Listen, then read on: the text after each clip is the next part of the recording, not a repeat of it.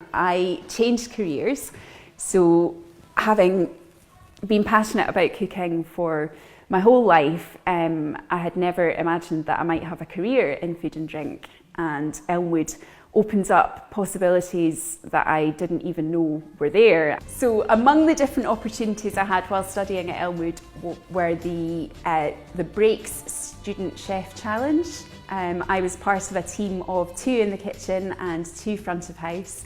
We put together the entire menu and an accompanying wine flight, and we were actually placed second in that competition, so that was a fantastic experience. I also took part in the game competition.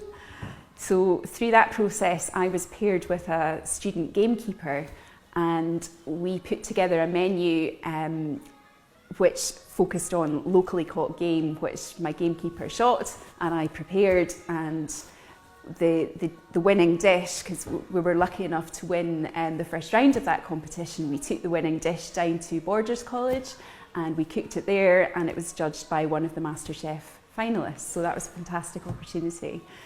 And the third thing, which was also amazing at Elmwood, was the opportunity to go to the Old Course Hotel and cook for a dinner of 180.